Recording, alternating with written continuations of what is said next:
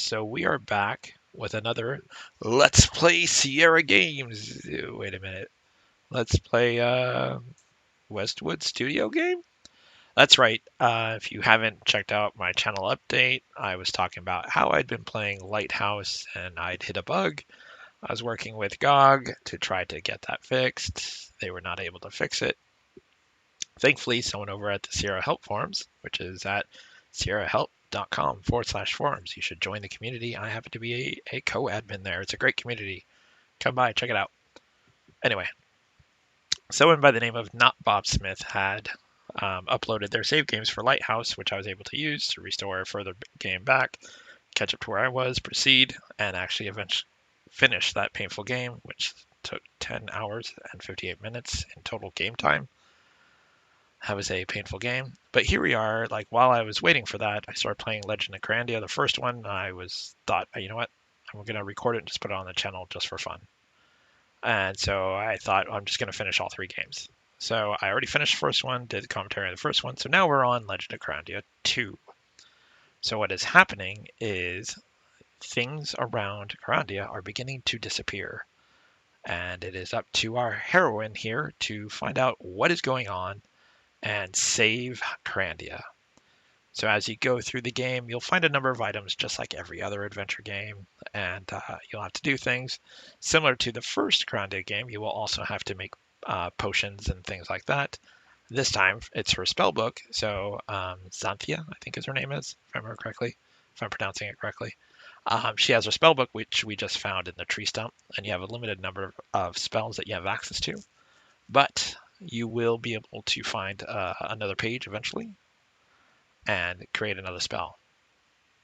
So when you get here to this guy, you say, hey, can you take me across? And he's like, hey, not unless you can pay me in gold. So now we know we have to find something to be able to pay him in gold. So as we walk around, we see more of Kyrandia is disappearing. And I remember when I saw that fire bush, I was like, oh, there better not be a maze. And thankfully there is not. There's a number of things to grab here, such as the vial, and then there's also the plant food, which you'll grab. And other than that, there's not too much to be gained here other than some fun dialogue with the toad frog. Oh, yes, and picking up the toadstool, which makes sense when you're hanging out with frogs, picking up a toadstool. One thing, so just like what we just saw here a moment ago, is you saw that I picked up something and then I restored, even though I didn't do anything wrong. I do this a number of times throughout this game because I forget when you pick something up, she starts to talk. Like she starts saying, oh, I've picked up this toadstool. I wonder what I could use this for example. But what happens is when she starts talking, if you click to put it down on your like inventory row, it's as if you've clicked to pass her from talking. So, you know, for example, you click to pick up the toadstool and she might go, oh, a toadstool. And then you click to put it on your inventory and she just stops talking. So for the playthrough, I did want to capture, you know, everything that was being said so that you kind of get a feel for how the story goes. So a lot of times when I would accidentally click past what she was saying, I would restore right back and say, you know what, my bad, let's do this. So when I crossed the swamp right there, I did it on purpose to die because clearly you push this tree over that beavers or whatever have chewed apart. And same with the crocodile because she even says, oh, I like testing my luck. So there's a few times where I died on purpose because I don't recall how often you can actually die in this game. It seemed very difficult other than the obvious of like I'm walking into quicksand or I'm going to go pet an alligator once it even lets you get away with it, but doing it twice. And there is, I'll say this, there is a portion where on this scene, one of the times I'd quit and come back to play again, when I started the game, I forgot to kick off the DOSBox recording. And so there was a portion of the game that I forgot to record, and I figured it out as I was piecing each of the segments together at the end to edit it all together. I realized, hey, I jumped from the hot springs to this other area with the fairy dragon that we haven't seen yet. And so I basically went back, and you'll see at the very end if you watch my playthrough, like the last save game is called like I forgot to record or something like that.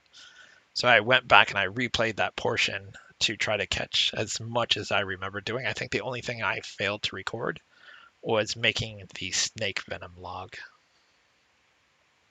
So this guy Marco here, who we saw in the introduction, he has the big hat. I think his name is Marco or something like that, close to it.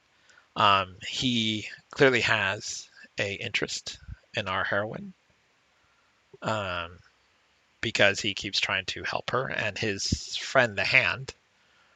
You'll find out that the Hand of Fate that you see on the left side pointing at you, and you see throughout this game, you'll quickly see he's really not as nice as he seems to be. So you would think that the little snake thing, the little moving branch, would be enough to scare a guy who hints about being afraid of snakes, but it's not. You have to do something else. He wants cheese, but there is something else. Now, this riddle here with fireflies took me a minute, and it changes for every game. So if you're watching this playthrough and you're going to try to use the same pattern, there's a good chance it's not going to work. So the way this pattern works, once I close the book, is when you click one, if another one blinks, does something, that means that's the first one you do. So for example, on that tree, I'd click a blue one, and then the red one would blink. And so what you have to do is you click the red one in my example, and then the red will blink again, and then like yellow might blink. So then you have to, it's kind of like Simon Says, or not Simon Says. Is it Simon Says? The game with the four colors on the thing, and then you have to press them in order. Each time it gets progressively harder. So it'd be like red, yellow, and then it'll go red, yellow, blue. Then you have to go red, yellow, blue, and then go red, yellow, blue, purple. You have to go red, yellow, blue, purple, and then it goes red, yellow, blue, purple, green, or whatever. And then you have to keep doing the order until you get all of them. Now, very important, I'm going to point this out because it's different in every game. Write down what the eventual order is, because it comes up not one more time, but two more times. So you definitely want to write down the order of those fireflies, because you'll use it two more times. There'll be another time where you're going to use it at a skull, and another time that you're going to use it at a inn. So write it down. So you see red, blue, red, blue, red, blue. So this took me a while to figure out like the pattern. So red, blue, yellow. Red, blue, yellow, orange, green. Red, blue, yellow, orange, green, blue. Red, yellow, blue, orange, green. And then over to purple. And then they all make a sound, and then they do a cool little song. And that's when you know you've got it right. So keep that in mind. Definitely write that down. Otherwise, you're going to have to restore back here to the fireflies and figure out what the pattern was again. So the snake guy, the rat guy won't let you pass unless you get him cheese. But there might be something else you can do. And spoiler alert, I already talked about it. It's the serpent potion. And the alligator's here for a reason. Give him the onion, he'll cry. So you can get tears. Then can you tickle him? Sure enough, you can tickle him and he laughs. And he cries and you can get tears. So does it, I honestly don't know if it matters if you use the onion or the feather. The only reason I thought the feather was more beneficial is you actually don't lose the feather, right? So if you use the onion, you use it and it's gone. And I'm sure it probably just regrows, because something you'll notice in the game is when you go through, and if something is repeatedly used, you can actually get it again. So it's that last spell in that spell book, which is the swamp person thing. And so that's what you need to eventually make.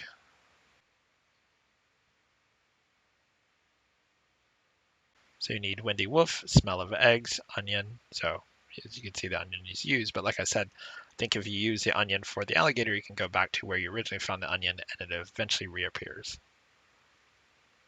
So this is where I've trimmed to where I realized I hadn't saved. So this portion is like at the end of the game. I had realized it, so I went back.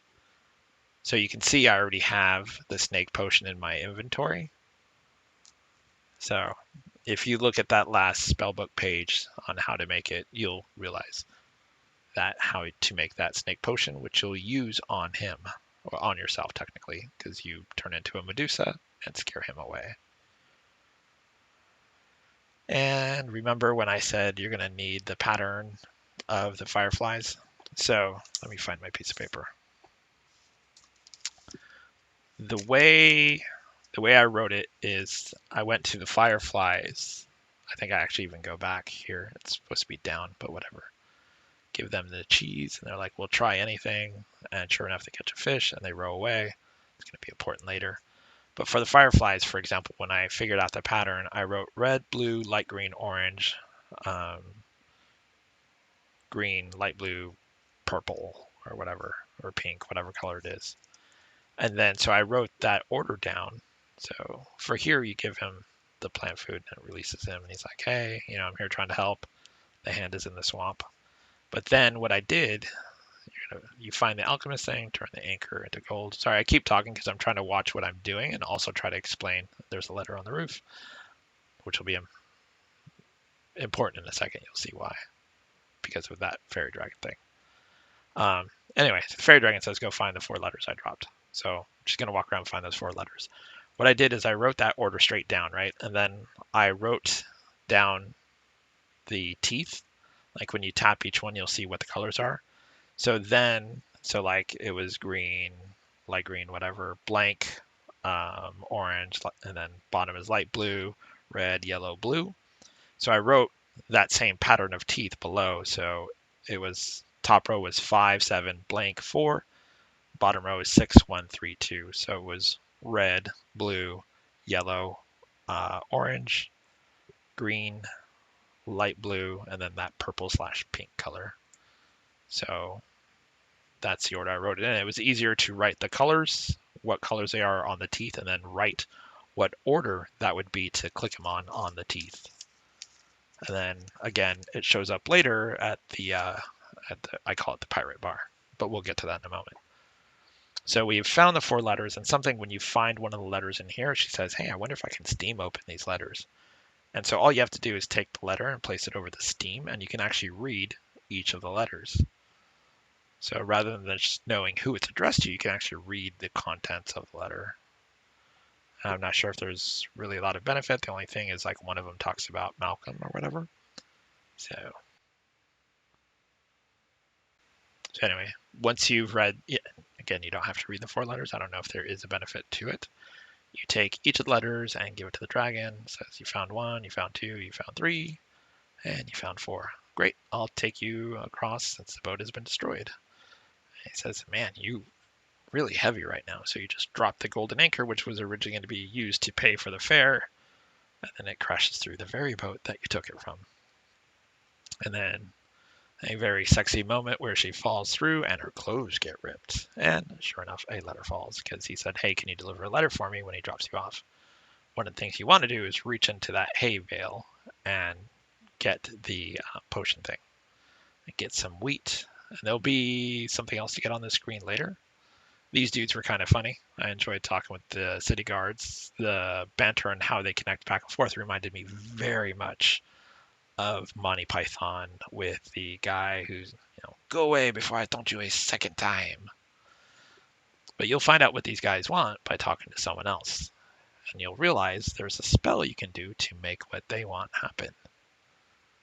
So I did engage with these guys and talk to them for a while just because they had a lot of funny banter, but I already knew that they weren't going to let me in. So time to move on. Oh, look, sheep. Now we'll need to remember that the sheep are there for later. And then there's this guy who makes vinegar, or no, mustard. His big thing is mustard. Who, by the way, just has a pet dragon, which is kind of cool. So you take the vinegar, and you take the bowl, and the dragon will cry, and just like the crocodile, capture those tears. If you try to go into his basement, he'll say no. And then we cut over to this guy who's like, hey, this is Xanthia stick. Like, what are you doing with it? And the hand basically kind of gestures, oh, my bad. So you put the wheat inside the pounder and then use the bowl. The mustard guy dropped off a delivery. And I will say, back at the other screen with the and on the screen you find your thing that you're going to constantly use. Make sure you talk to the scarecrow, because this will trigger something. If you water the plants, you'll get some plants that you'll use for spells. Totally forgot what I was saying. Anyway. Oh, the other screen where the wheat pounding thing is. I am surprised on this screen, no one picked up on that gesture of that thing. I mean, I might just be a dirty person, but it looked very dirty to me. So when you talk to the scarecrow, that is, from my understanding, what unlocks the ghost, because I walked back and forth a few times, the ghost never appeared until I talked to the scarecrow. So the ghost says, I can help you, just put me in a vial. But I'd used up both vials, so I had to drink something from the vial. The alternative option is you can pour it into your cauldron over to the right and then pull the lever to flush it if you want to go that far. And so the farmer said they love sandwiches. So sure enough, there's a sandwich spell. We just need mustard, ground wheat, lettuce, and radish. So if you take the spirit, put it into the scarecrow, that'll release the scarecrow, which in turn causes Scarecrow to tell the farmer that, like, hey, I'm done with this, man. I'm out. See you later. And the dragon doesn't care. Now, with the guy gone, you can go down into his basement. So there's a couple of horseshoes that immediately drew my attention, and the scissors were very obvious. And there's also this grinder thing that's right here. I was pretty sure that we had to ground the radish or something. And I was stuck here for a while because I kept trying. You'll see that I keep trying to ground the radish. And then if you look at that basket, it says, hey, there's a hole in the basket. And I couldn't figure out what the heck the hole was for. And turns out it's not for anything. So spoiler alert for those who might be where I'm at in the game. You don't use the radish here. This is where you're going to do some other stuff. So my apologies when you watch the playthrough and I seem determined to make something work here, because nothing works here, because I don't have what's needed yet.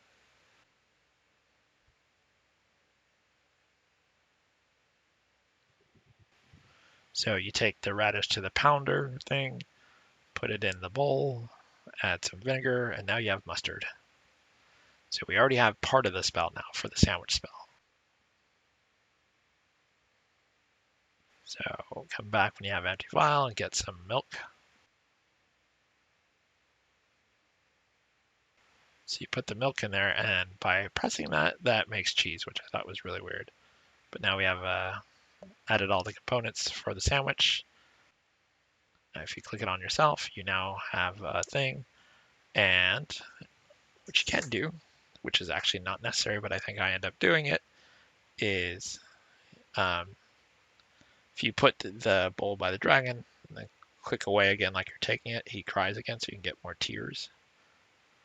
And so I ended up making 2 sandwiches because there was 2 guys and I wasn't sure if each one needed a sandwich, but that's not the case with the 2 guys, which I should have known. They end up arguing about the sandwich. So one of the things I noticed is they have electricity. Wasn't sure if this would work, but you actually create a magnet. Now, I was tempted to do like all 4 magnets, but I remember there's something with a horseshoe that you'll need later. So go over to the guys, click the sandwich on them, they argue about the sandwich, then now you're inside the city. Now, it wasn't super obvious to me when I clicked on that horseshoe, or sorry, the horseshoe, the seahorse. There was something in its mouth, so you need to take that out.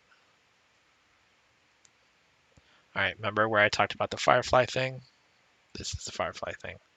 So what I ended up doing is something very similar to what I did with the teeth. I actually wrote down where each color was and copied that same design on a piece of paper, and then was able to just do 1, 2, 3, 4, 5, 6, 7 for each of the designs or for each of the colors to know the correct order to write them or to click on them. So when I'm playing this in the long play, non-commentary version, that's why there's a pause here. I'm literally writing down what each of the numbers are and drawing it. Because as I said, this is one of those things where a walkthrough won't help, right? Because it randomizes every time you start the game. So the same pattern of the fireflies is consistent throughout the game. And so when you come in here, you'll see a couple pirates, a couple shady guys. The parrot will talk about how the guy's ready to start the show. There's a mug here to be picked up. And if you try to leave, the parrot says you can't leave until you do your poem thing. So you need to click on that guy, let him finish his, gets the applause. And then if you want, you can head up there. But I would recommend talking to each of the pirates because they'll actually kind of give you a little bit of information before you proceed.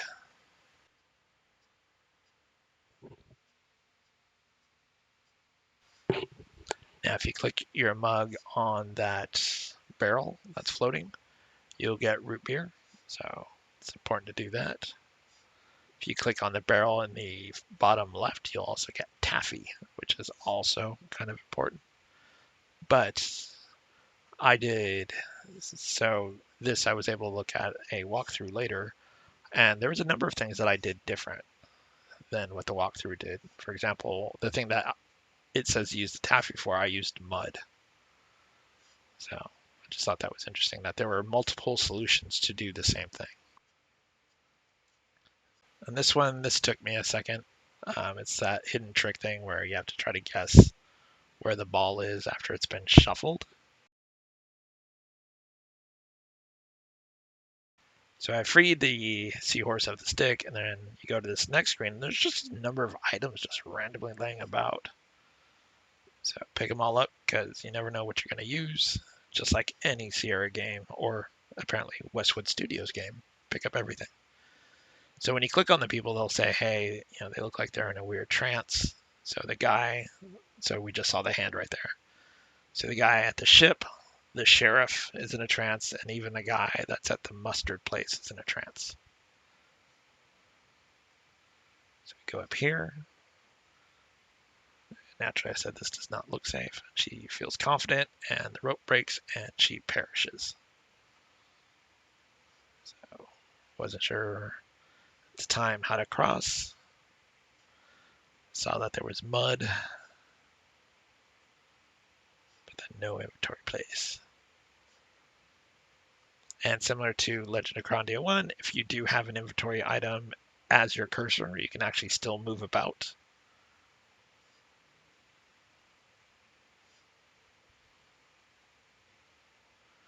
Okay, we come into the bar, now there's a fight. So you can try to click on them and figure out what the fight's about.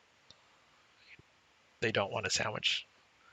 But if you keep clicking on them, they'll continue to fight, and then you'll notice that a gold tooth comes out. Now, something that's kind of important to do is you actually turn it to lead, because if you try to walk out, they'll try to stop you. So if you turn it to lead and then turn it to gold, now I can use it to gamble with this guy. So if you use the upturned shoe, that is the lucky horseshoe, you can get gold teeth. And you can gamble, I think, twice before he just says screw it. Or you can gamble up to the point where you have 3 golden teeth, and then he'll say screw it and won't want to gamble with you. But we still have these people in a trance, which we clearly need to get past.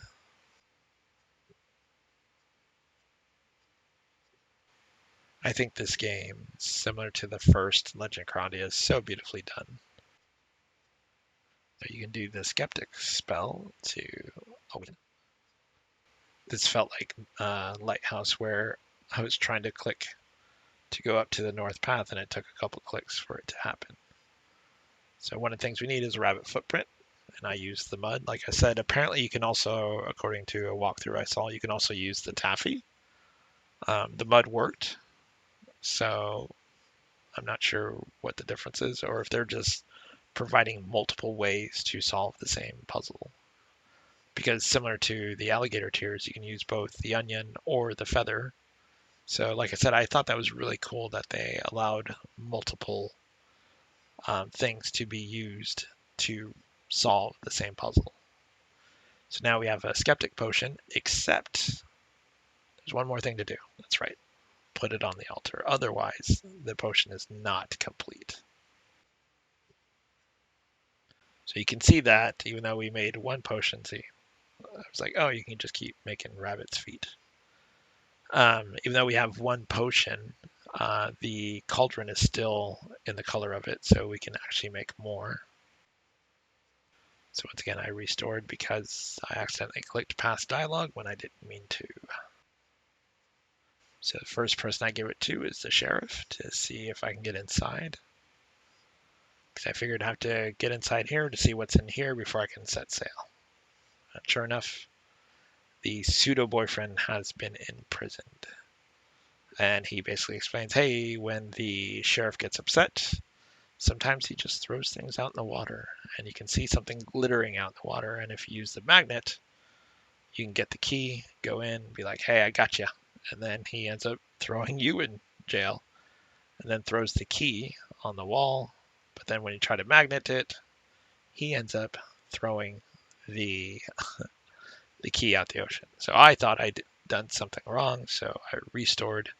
Was going to try it again, see if there was anything I could do to try to click quickly past to stop him from catching us from escaping. Spoiler alert, no, it's not it. You actually do have to get caught.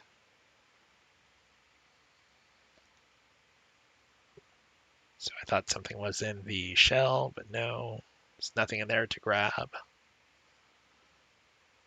Trying to figure out he's still outside. Like, do you have to wait till he goes away?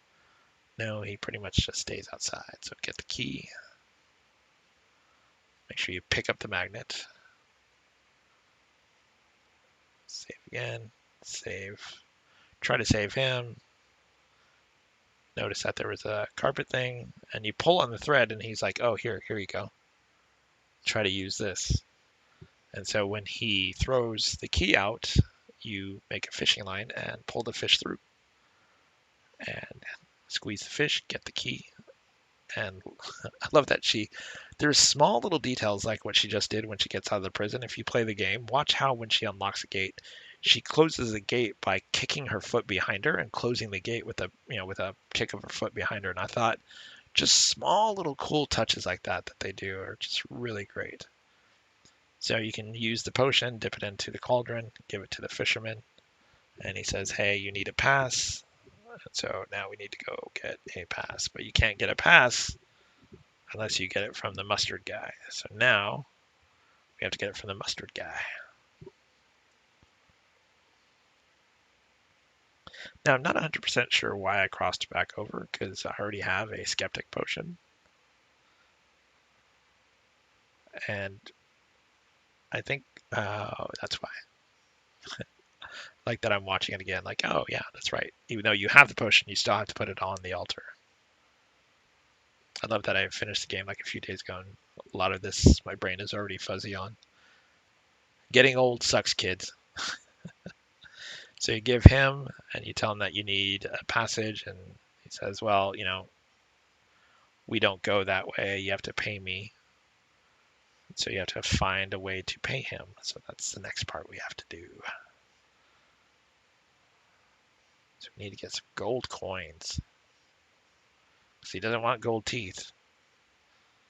So these pirates are still fighting. Food is all over the place that I've left here.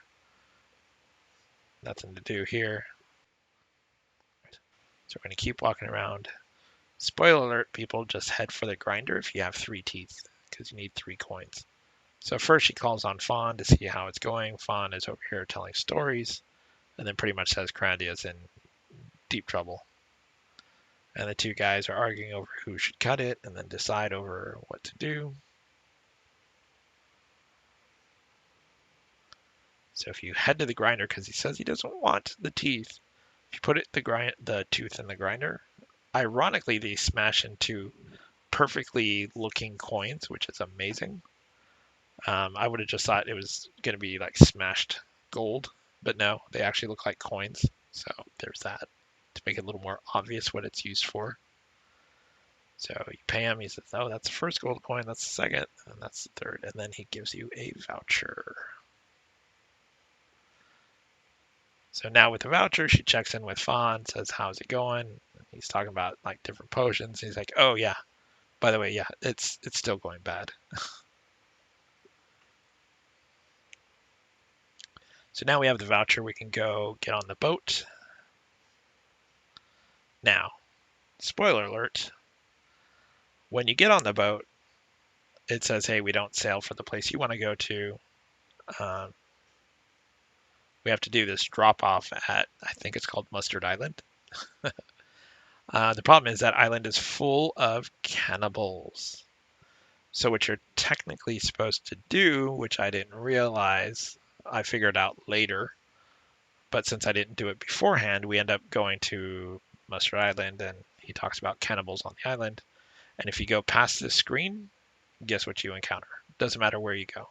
There's cannibals, and you get captured, thrown into a stew, and there's nothing you can do. So this took me a minute to figure out because I was like, okay, well, I can't leave the screen. Like there's literally nothing I can do. So if you restore, what you have to do is clearly you can see that the ship is controlled by what looks like a metal sphere in the middle. So if you put a magnet into that rope and hide it, you'll see that the ship suddenly veers off and is heading for a very dangerous island, which they normally would say they would avoid at all costs. They figure out that you're the one who caused it and throw you overboard, which seems very harsh to throw a woman overboard. But anyway, so now this is where I was talking about where sometimes you'll see stuff grow again. You'll see starfish, silver dollars, and shells everywhere.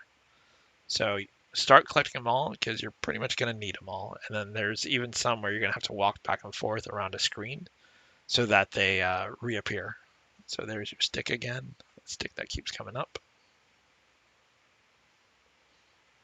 So this part of the screen, a lot of collecting of items. That's literally all you're doing. And then you're going to talk to a few people who will say, like this guy, "Hey, I need whatever it was, like 3 sand dollars or whatever." And so each of them has this weird cost that you have to pay for to get the item that they have. So for him, it's this red leather book because you're gonna need it for a spell. So walk around the island, collect some stuff. You'll encounter two other sets of people. One is a guy that's coming up, and then there's another where it's a couple. But essentially, all they ask for is payment of seashells, silver dollars, or starfish. So every time you see one, definitely pick it up. And like I said, there are some that you're going to have to, when you pick it up and, there's no more on that screen, if you cycle back through, some of the screens will actually replicate like the starfish and stuff like that. So there's another one where he talks about the lines. There's the red, the yellow, sorry, there's the green, the yellow, and the red line. And he does the yellow line. So as I was going through, seeing what people wanted, I was just collecting stuff along the way, but quickly run out of inventory slots. So we're going to start talking to people. And like I said, the good thing with Legend of Kyrandia, and this is exactly the same thing in the first one, is that you can put items down on a screen and they're safe. So like in King's Quest, like if you did drop, goblet, it would say no. There's no way to drop stuff to clear room for inventory. Whereas Legend of Kyrandia allows you to do that. So each of these people asks for a certain thing, and when you do, you'll get the payments complete and they'll give you what they want. And almost every time they'll say, "Hey, thanks for paying all 6 sand dollars. Now to get you officially licensed, I'll need like whatever, 3 or 4 starfish from you." And so that's why I recommend just picking up everything, starfish and sand dollars, because they're all going to need it. And some will even need 3 things like this person.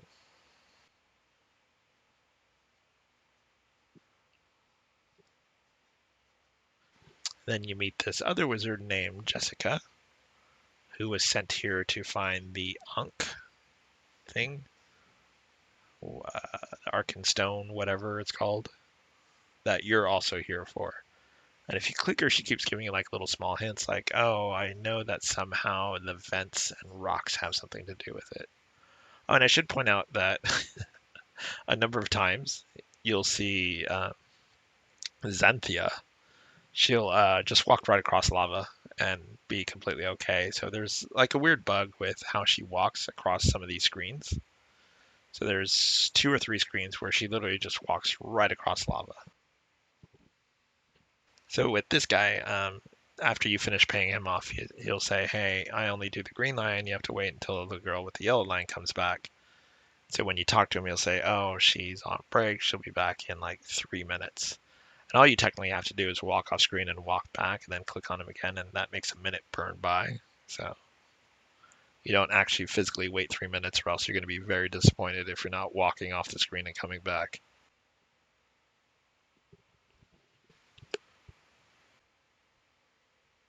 So there we have the leather folio, which we'll use for a spell.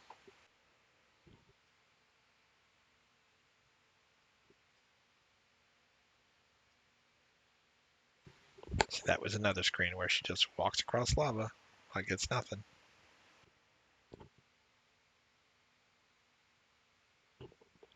Once you pay her and finish her off, the other guy goes and leaves, and then she says, "I'm only the yellow line. You have to pay the green line." And that's the guy who just left, and she's like, "Oh, he's on break." So you do the same thing. Basically, just walk off screen, come back, do that 3 times because I think he also goes on break for 3 minutes, and you can also just finish it off that way.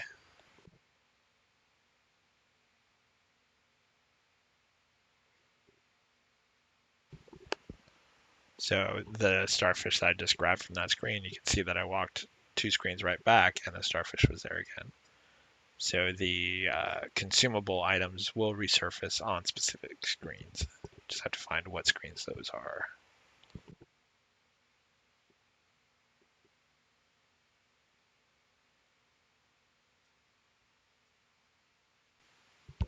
And there's another screen where she just walks across lava. I mean, I get Xanthia's hot and everything, but to walk across lava? Oof. So we've gotten the clue that it is related to a hot water vent, which, spoiler alert, guess what? That looks exactly like a vent because it even has stairs up. So here goes nothing, and down you go.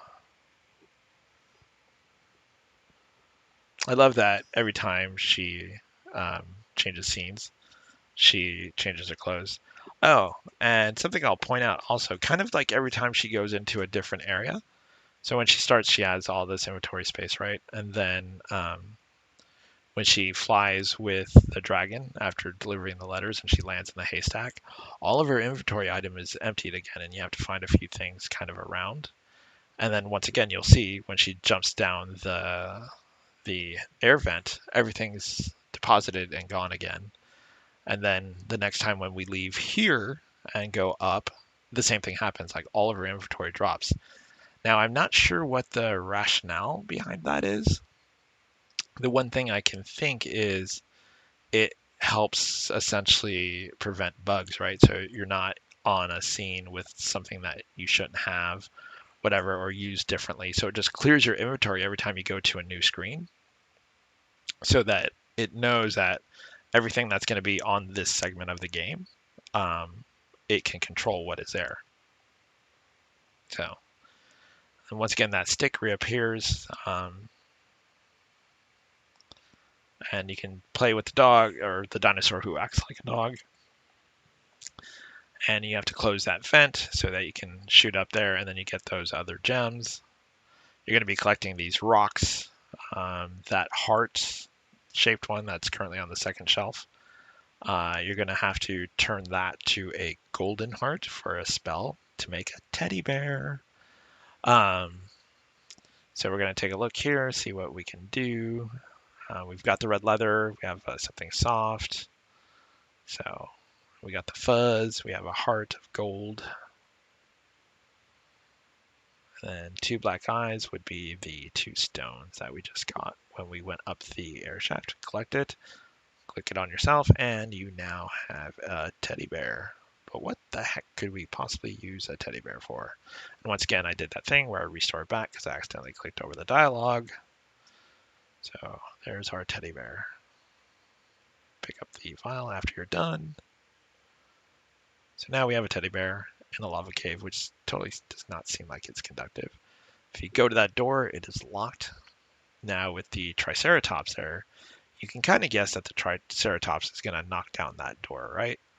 And if you're treating it like a bull, you know that a bull will go after something red, but we have nothing red. We already used that red notebook, but somehow riding the T-Rex around the cavern, you end up with the red thing. I wish they would have kind of explained where that comes from. Like, why isn't it like the leathery sleeve of the red book that we use or something? It's just so weird that you find this red leather. And this took me a while too, because I figured out, okay, so we need to like bullfight him. But here's the thing. He needs to be in a specific position. So I'm like, all right, well, standing over there always gets you killed, right? Just like that. We need him to basically hit the door. So every time I try to click on him, she walks right back down that path. Even though I know what I want to do, the game doesn't let me do it. And I'm literally trying everything at this point. Like, I know I have to bullfight this guy. I vaguely even remember it, but I can't remember how I pulled it off. So spoiler alert, if you look, now his position has changed. So you have to keep coming back and forth until he's in a position of facing the door. And then you have to click out of the way.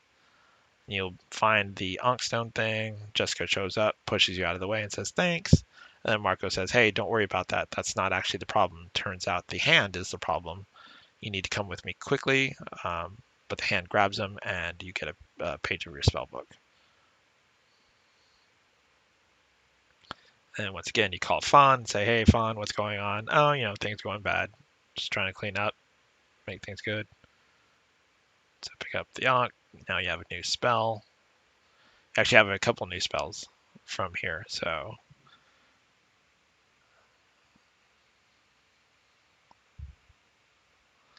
to the Wheel of Fates, which is what Marco said. So now we just have to figure out, well, how do we get to the Wheel of Fates? And I noticed that vent, right? So I'm looking for a rock to cover that vent. Okay, so that works. So I'm pretty sure that stone in the middle clearly plays a key. So you put a second rock down and the vent clearly gets more bubbly. And then we do a third rock. Oh, it's super bubbly now. So is this where we have to write it? This is what I thought. I thought it was just 3 because 3, that's very common where you need to do 3 things to make something happen. And I literally spent circles going around here before I realized, let's just look around. Let's look around and see if there's anything else. Any vents? Nope. Any vents? Nope. Except for there is one right beside you that I'm not seeing. So I thought maybe it's the big vent. Got some more teddy bear eyes. Nope.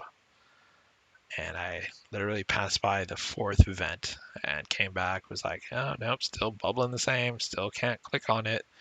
This is so crazy. Why can't I click on it? What am I doing wrong? Is there somewhere to go here? No, nothing looks like I can do here. What is going on? Do I need to move a rock? Can't click on anything. Nope, nope, nope, still nope, nope, nope, nope, nope, nope, still can't click on it. All right, there has to be another vent. Click, click, click. Nope, nope, nope, nope, nope. Do I have to stand in a certain position? Nope, nope, nope, nope, nope. All right.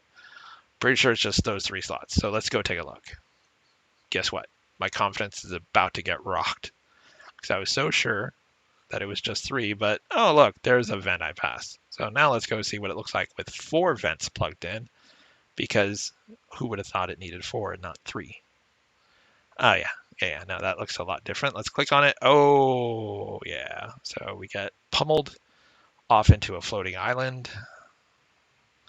Now, this also took me a moment. Similar to when she gets dropped off by the fairy dragons, right? She lands in the hay. First thing I did was, hey. See what I did there? First thing I did was go, hey, hey. And I reached in there and grabbed some items or one item out of there. And because the quote unquote petrified trees, get it? Petrified because they're scared. Because the petrified trees are there, I didn't even think to reach into that hole to grab anything. So naturally, anything that looks clickable, try to grab. One of the things for sure you're going to want to grab is like the acorn, the shrubbery, and then there's also a rolling rock that is sitting on that bush that's not quite visible. So if you try to pass the night, he grabs you and throws you over there and says, don't come over here. So if you click on those different rocks, you'll also notice that there's different types of rocks. So the 3 rocks here. So the one that's to the right of the bridge, left of the bridge, and then the one that's over there further north. 3 types of rocks. It's going to be important in a minute. So gopher hole, and then some moss. And when you grab the moss, you grab a rolling rock that happens to be there.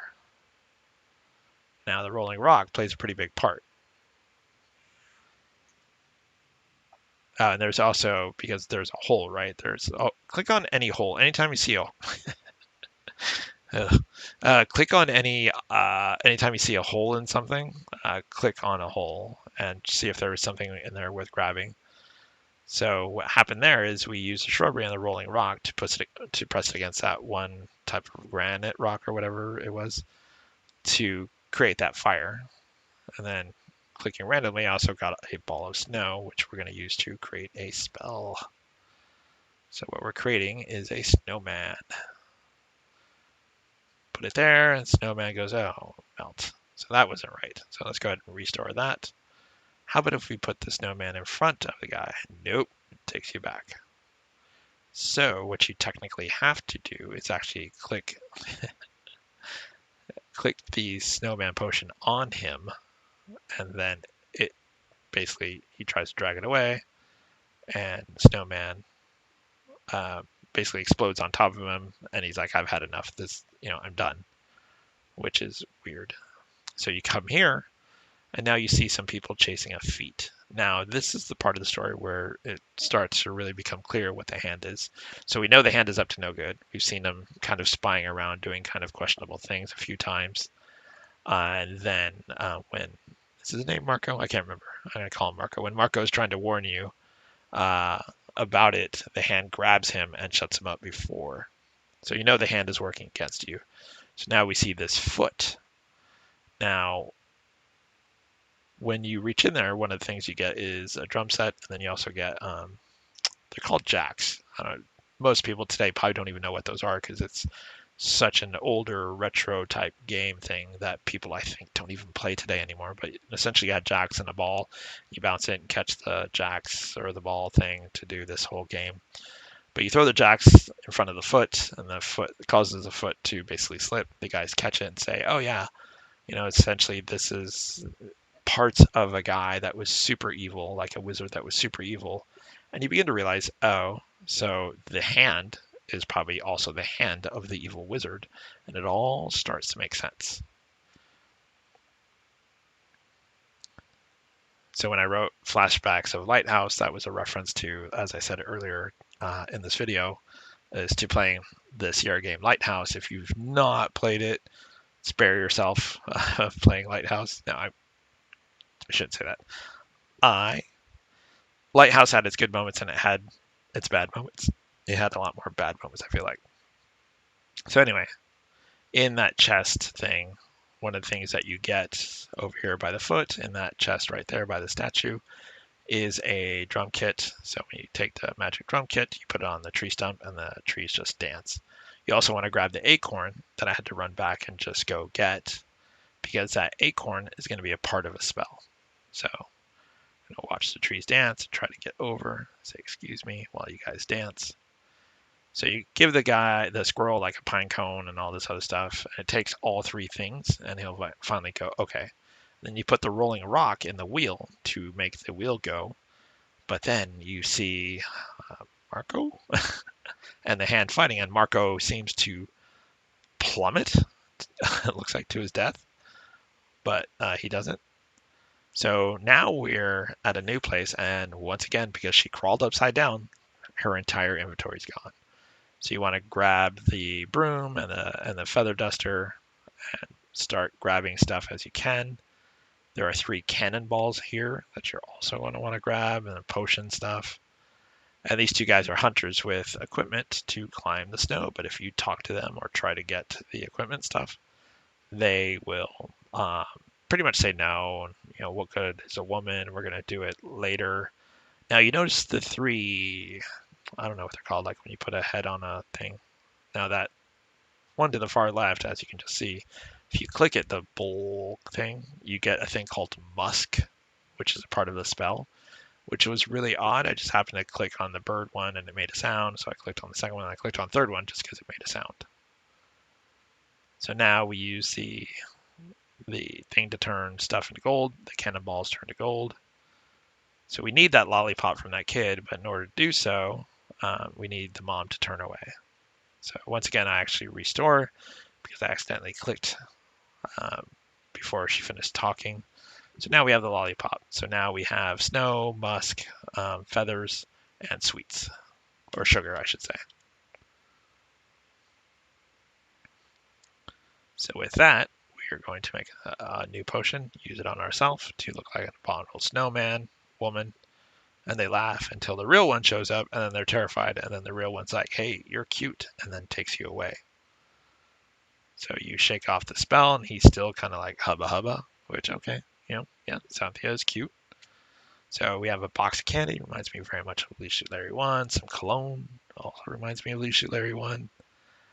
But not really too much else except for the feathers, which will regenerate on the screen. So you'll use use most of the stuff for potions, but the feathers will regenerate or reappear in that area, essentially.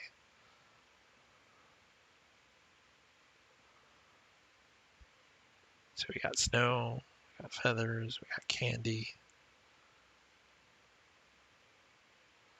got some cologne.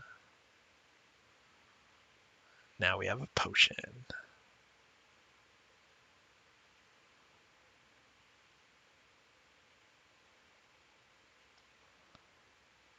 So now, essentially what we're doing here is if you try to climb, he says, nope, brings you back, but you have to do that in order to get the next thing to go. So once again, you see the feathers appeared, and so did the cologne. So now that you've done that, the two hunters who have now witnessed Abominable Snowman appear. Now you have to wait until they're both down, and then you put it on the farthest guy. It might work on any of them, but the Abominable Snowman takes them, and then you just proceed to climb out and get away. Whew, so we do another call to Fawn, and we see Xanthia's house actually disappearing. Now this one was kind of a pain, because what you have to do is, if you've done she calls it the rainbow room, so you know that that's already the colors of the rainbow for that thing. And if you've paid attention to your spells, you notice that potions are all a specific color, which will eventually line up to be the rainbow. So now you see those three switches next to those shelves, and each time you switch it, there's a combination. So if it's to the left and then all the others to the right, you'll see one thing. If it's the first one's to the left, then you put the second one to the left, third one's to the right, you'll see different things. So you literally have to find all the components of your potions to make the potions in the right order. And in some cases, you have to make sure to remember to flush the thing, because sometimes after you finish a potion, the spellbook would say, hey, this serves like 3 doses of it. So if you only need 1 dose, clearly you have to flush to get rid of the next 2 doses. So did I write it down? I wrote it down somewhere, but I had to, without looking at a cheat sheet, actually beyond the first color of the rainbow, which is red, I honestly did not know what the order of the rainbow colors were. So I didn't know if yellow was next or orange was next. So I kind of wish somewhere we would have seen, and maybe there was, and I just don't remember seeing it, a scene where we can see a rainbow. So you kind of know, oh, pay attention to that because that's the colors of the rainbow. Like that background is there for a reason, because the game has done a great job of basically alluding to things to know what you need to do. But the rainbow thing, I actually had to Google because I said, what is the order of the rainbow colors? And then I had to look at my spells, restore each time, and go, okay, so that makes that spell, that makes that spell, that makes that spell. And so I basically recreated. And so you can see the first time, like, I was like, oh, just keep grabbing potions and then dumping it into the cauldron. So I have enough potions for each of those things. What's going to happen is I'm about to run out of room because as you finish the potion, you still have the vial. So you end up with too many vials on your hands. So you don't actually need to get a vial for each of those. You'll eventually have enough. So anyway, red was first. And then, like I said, finding the potions by flicking these switches. I should have just wrote down where each one was to create a pattern to understand, like, hey, this one's left for this, right for that. And then so orange was next.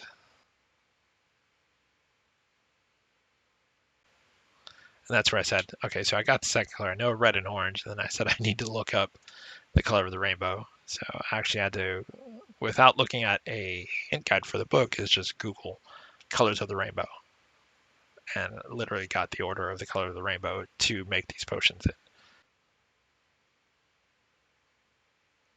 So for example, you can see orange, I had to flush after making the orange because there were still technically more servings of orange. And one thing I'll say is if you made the same mistake I did, where you now made accidentally too many inventory items by all those files, all you have to do is walk out of this room and then walk back. Or once you walk out, you lose all your inventory items. So if that happens, just walk out. And I'll tell you why I know that later. Or I'll just tell you now. Why keep you in suspense, right? So eventually you have to climb this house to get out of here to get to the Rainbow Bridge, similar to Asgard. Yay for Norse god references. And I thought, oh, well, I know that ice picks are an inventory item, like just seen right there. So I grabbed an ice pick and I was like, all right, I'll just walk out and just climb the house, I bet. And so as soon as I grabbed the ice pick, from here it disappeared. And I thought I needed 2 ice picks, and I could only get 1 ice pick off the house because, to me, logically, if you're scaling ice or something like that, you are putting one in and then putting the next one in, putting one in and then putting that same one in again. So you can see all the inventory items disappeared except for the one that turns things to gold. But apparently, after trying to figure out how to get a second icicle, which you'll see me struggle with if you watch the playthrough, or even on this sped up version, you're going to see that I keep clicking and I'm trying to get an icicle, and I try to go in here to try to get an icicle and walk out, and it disappears. So you just need one. So you can actually get the icicle you need off the roof of the house. So we're on red, orange, and yellow. Now we're on green.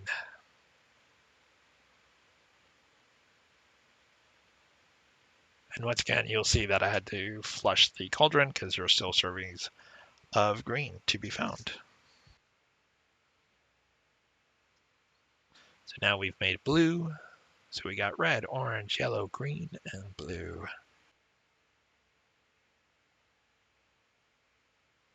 Right, now we got purple. Now for our last and final color. And what's interesting is, so even though I used the foot for the taffy thing, you can see for the inventory item, it expected you, or I used mud for the foot. The inventory item that shows here is taffy with the rabbit foot, but the mud worked, so it's weird. So clearly now there is a rainbow bridge, similar to Asgard, my favorite form of mythology. Thanks, ironically, not entirely to Thor comics, but also to Dungeons and Dragons. Back in technically first edition, I was discovered deities and demigods and stuff like that, and fell in love with the art that they use for Norse mythology. The whole book has incredible art, but I really like the art for the Norse mythology. So that got me really interested in Norse mythology. And by this time, I was already reading The Hobbit and stuff like that from J.R.R. Tolkien. I'd read it something like 30 times. And then I read Lord of the Rings because my sixth grade teacher was like, "Hey, why are you reading that book so slow?" Just and then he told me about Lord of the Rings. I was like, "What?" Anyway, so Asgard, North Bridge. Ugh, the hand is there to try to stop you. Oh, and he knocks you off, assuming he's done the best. But once again, you lose all your inventory items except for that wand. So now she has changed into Rambo style.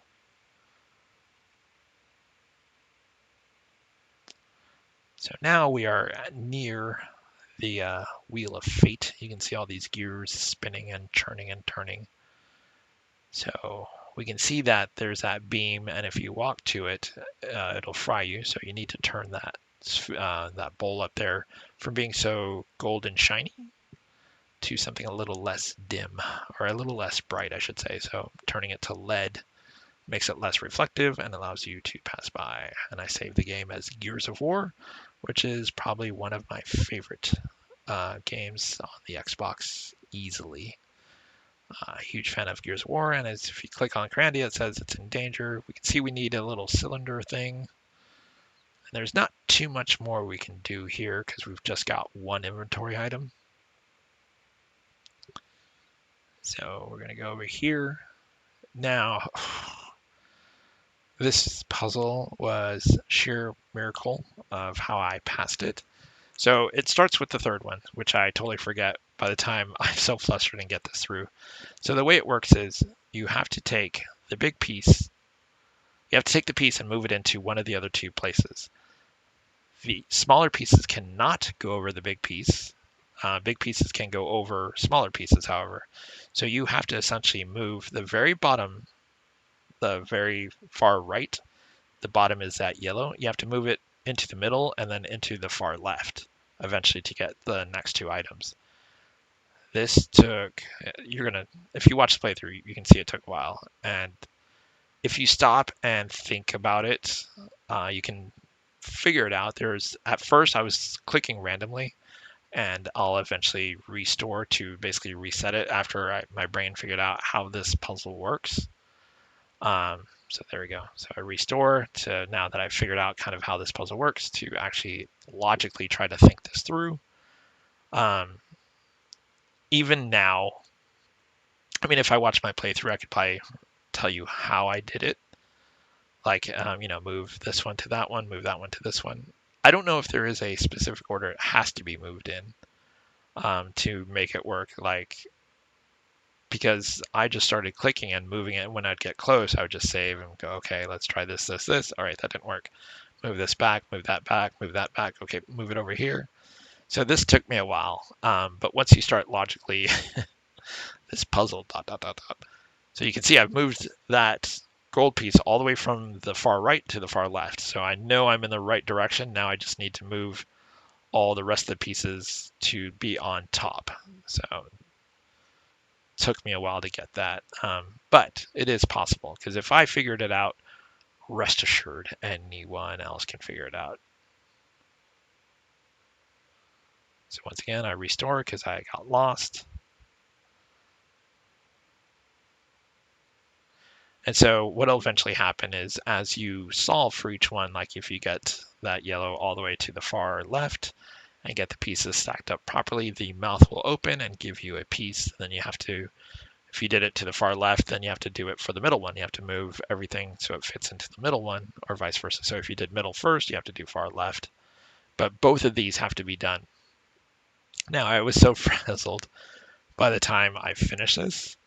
I get the first two, like the middle and the left. I can't recall in which order, but I thought I had to solve for the far right one as well, which in hindsight, when I think about it, it started with the far right one already being solved. So I didn't have to do it.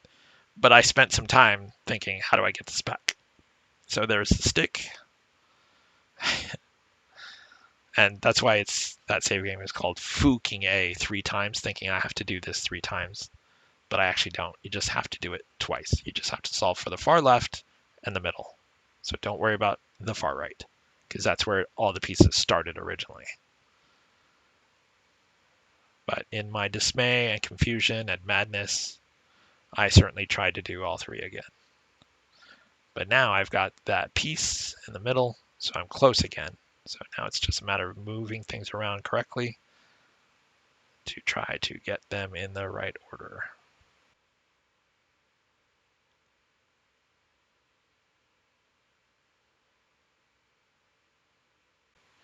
And there it is, solved for the middle. So see, I say 2 out of 3, and I begin trying to solve for the far right, which is madness until I've realized you don't need to say for the, you don't need to do the far right. We've already got everything we need right now. But in my insane determination, I tried to get the far right one as well. But I eventually figured out I don't need to do that one.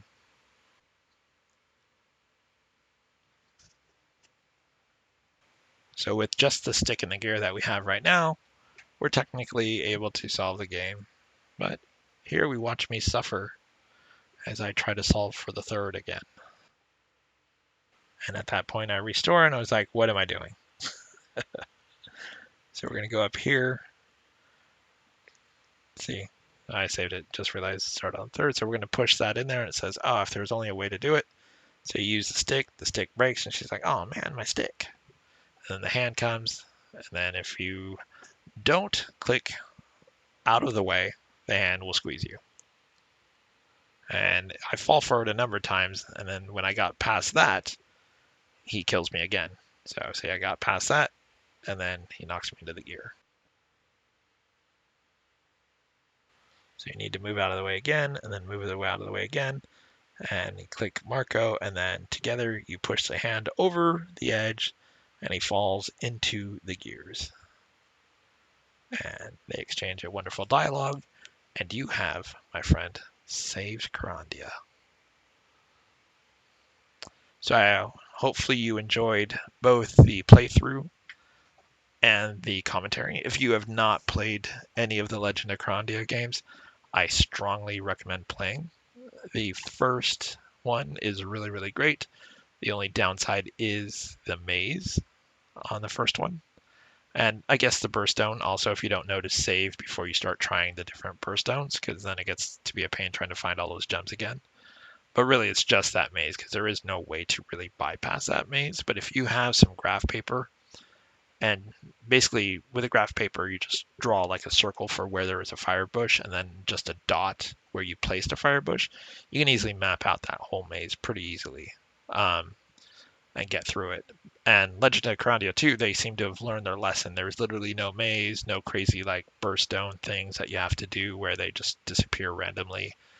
Feels much more like your standard adventure game. So hopefully you enjoyed both the playthrough, if you watched it, and the commentary. If you have, please click like, subscribe, turn on notifications. I've been very active with this channel, and if you can, please tell others and share my channel with other people. Thank you. Oh, and make sure you watch past the credits because it's setting up Legend of Kyrandia 3.